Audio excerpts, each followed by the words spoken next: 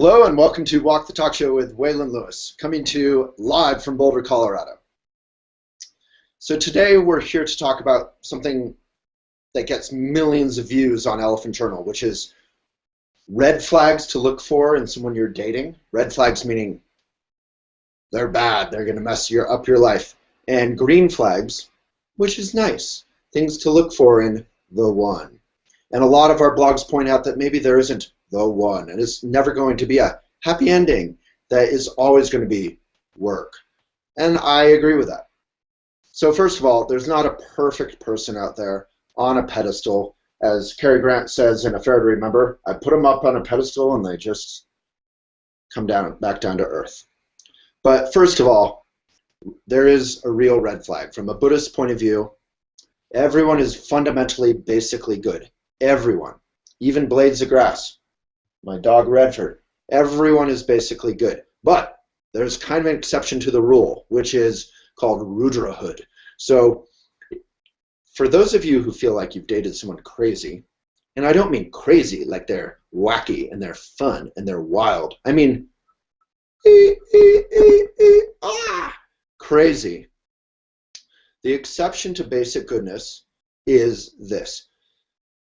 They are basically good. They were born basically good. But as all of you know, and as I certainly know, often our lives we revolve around ourself, self-concern. So my Buddhist teacher, Sakyong Mipam, calls it the what about me mantra. So we might do mantras, where you're reciting something, Om Vajra Safa Smaya,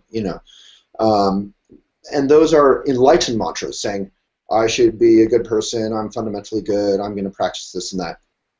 So they're reminding us how to be good. In Christianity, there's hymns. You're fundamentally just reminding yourself how to connect to the present moment or to God, who is everywhere and inside. But then there's an ego mantra, which is, what about me, what about me, what about me?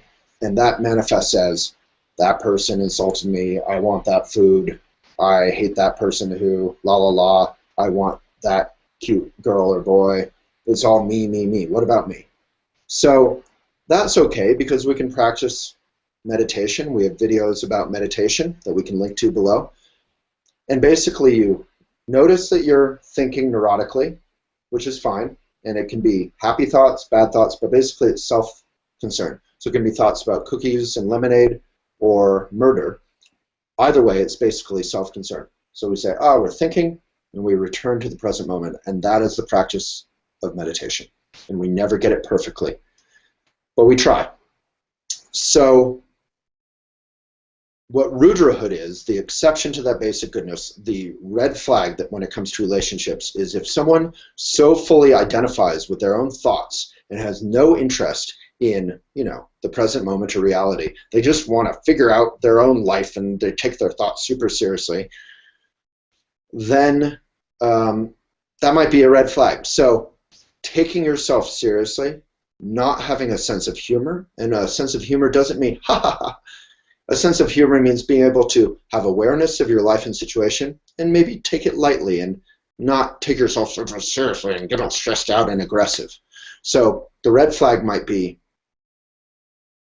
I think most fundamentally, to be precise, is not being aggressive. People can be aggressive and they can come back to the present moment. Last week, I got in an argument with a loved one, and I left the room and I went to my bedroom and I tried to work and I felt really dumb and I felt really bad. She came upstairs, she felt really dumb and bad, and we just made up, Maybe we made up, but we definitely made up, and that's fine because we didn't ultimately take our failure to be kind too seriously. But I think the red flag, to be really precise, is, I would say, lying. If someone lies, then they're fundamentally not interested in being genuine or truthful or being present. They're fundamentally interested in being right. That leads us to the green flag, what to look for in the one. So if you find someone with a sense of humor who is willing to come back from failure very quickly, like if they get angry, they get stressed, whatever, and they are willing to come back, that's a green flag. But the ultimate green flag is what Sherab Cohn, a wonderful Buddhist teacher who's in a long marriage and still is flirty and fun with his lovely wife, as if they're, teenagers in love. He said, from a Buddhist point of view, someone in the relationship has to be the first one to give an inch. You have to be willing to be the first one to give an inch. In Lojong, L-O-J-O-N-G, there's a book called Training the Mind. Lojong means training the mind. You can get that book, Training the Mind, by Trungpa, T-R-U-N-G-P-A. And basically it talks about being willing to drive all blames into oneself, into one. So if you're willing to drive all blames into yourself, that does not mean to be a doormat. You have to take care of yourself, but that does mean you're willing to say, hey, my bad, I messed up, la la la. And you can even pretend, oh, my bad, but you have to be genuine about it. Meaning, we're pushing blame back and forth. It's like a hot potato, and the blame just gets bigger and bigger until it's a fight. Someone has to say, the blame's mine. And then both parties instantly, now that the blame is out of the picture, you've sat on the blame, know that it's a little bit your fault, a little bit my fault, more my fault, less your fault, more your fault, less my fault. So that's it. The red flag is if they're lying, if they're fundamentally more interested in being right. The green flag for finding the one is if they are willing to give an inch first. If, the tough times, the stress, raising children, la la la, all relationships are going to go through a lot of stress, and she's right, I'm right, you're wrong, la la la.